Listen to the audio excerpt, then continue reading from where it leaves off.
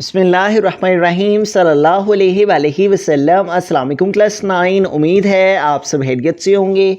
आज हम करेंगे यूनिट 2 की एक्सरसाइज 2.1 के क्वेश्चन नंबर 3 को। इससे कबल हम प्रीवियस वीडियोस में एक्सरसाइज 2.1 के question number 1 and question number 2 को डिटेल से डिस्कस कर चुके हैं। इनके लिंक मैंने डिस्क्रिप्शन में दे दिए हैं, आप इनसे रिलेटेड भी लेक्चर ले सकते हैं।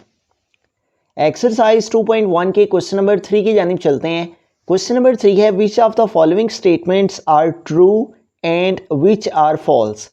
तो हमने बताना है कि कौन सी स्टेटमेंट्स इसमें सही हैं, ट्रू हैं, और कौन से स्टेटमेंट फॉल्स हैं यानी कि गलत हैं। तो फर्स्ट हमारे पास यहाँ पे जो स्टेटमेंट दी गई है वो है 2/3 इज़ एन इरेशनल।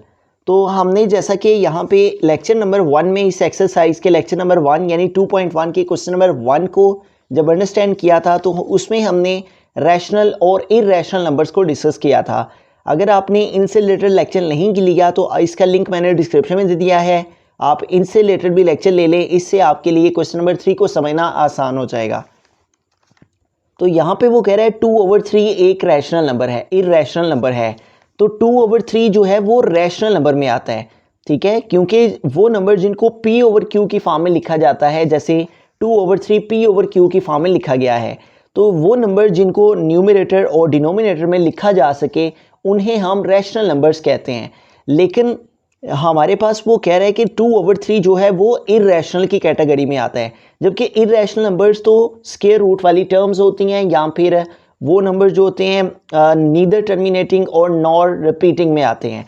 तो इनमें से किसी कैटेगरी में भी 2/3 लाई नहीं कर रहा। तो 2/3 जो है वो रैशनल नंबर है, इरेशनल नंबर नहीं है। तो फिर ये जो वो बात कह रहा है कि 2/3 एक इरेशनल नंबर है, ये वो फॉल्स कह रहा है, गलत कह रहा है। हालांकि 2/3 एक रैशनल नंबर है क्योंकि इसे P/Q की फॉर्म में लिखा गया है। बिस्मिल्लाहिर्रहमानिर्रहीम। सेकंड पार्ट है पाई इज़ एन इरेशनल नंबर। तो यस, पाई जो है वो इरेशनल नंबर की कैटेगरी में आता है, ठीक है। पाई की जो वैल्यू 22/7 होती है, जिसको P/Q की फॉर्म में लिखा गया होता है, ये एक अप्रॉक्सीमेटली वैल्यू होती है, यानी कि तकरीबन वैल्यू होती है। अगर 22 को 7 पे डिवाइड करें तो ये ना तो हमारे पास टर्मिनेटिंग में आती है और ना ही रिकरिंग में आती है। तो ये जो है पाई हमारे पास इरेशनल नंबर की कैटेगरी में लाई करती है वैल्यू इसकी, इसलिए पाई एक इरेशनल नंबर है। तो ये फिर क्या हुआ, ट्रू हुआ। ये बात बिल्कुल ठीक है कि पाई की वैल्यू जो है वो हमारे पास इरेशनल नंबर है। बिस्मिल्लाहिर्रहमानिर्रहीम। थर्ड पार्ट है 1/9 इज़ आ टर्मिनेटिंग फ्रैक्शन।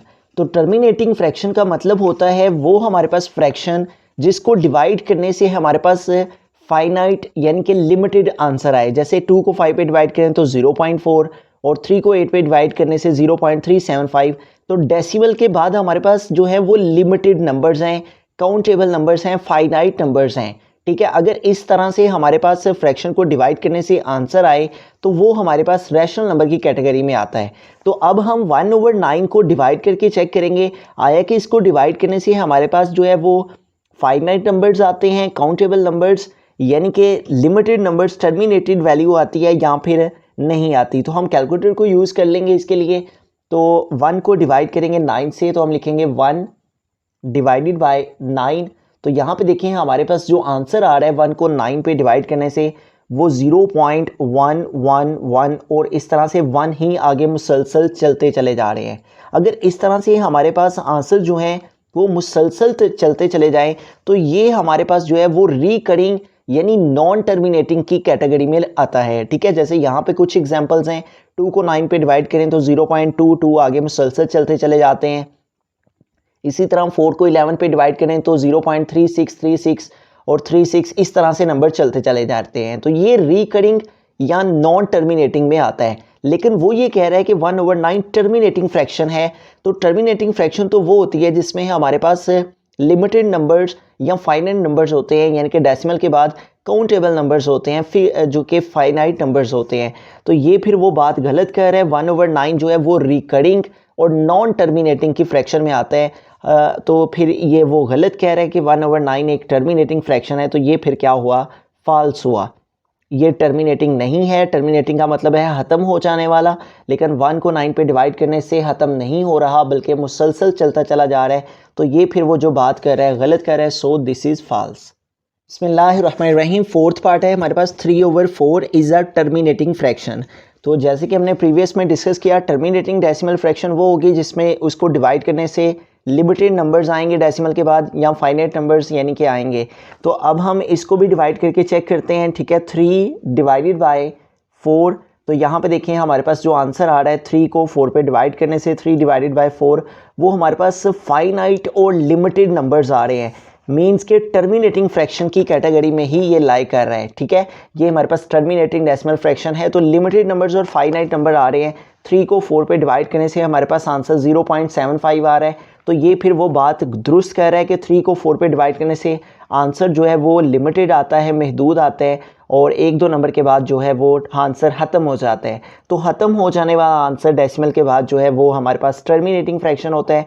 तो फिर ये जो बात कह रहा है कि 3/4 टर्मिनेटिंग फ्रैक्शन है, ये बिल्कुल करेक्ट है। तो दिस इज़ ट्रू। दिए गए लेक्चर में अगर आपको कहीं कोई कन्फ्यूजन हो तो आप उसका स्क्रीनशॉट लें, हमें सेंड करें इंस्टाग्राम पर मुशाहिद अली ज़फ़र के नाम से। हम जहां तक पॉसिबल हुआ आपकी ज़रूर रहनुमाई करेंगे। मज़ीद इस तरह के इन्फॉर्मेटिव लेक्चर्स के लिए आप इस चैनल को सब्सक्राइब कर सकते हैं। Thank you. अल्लाह हाफिज़।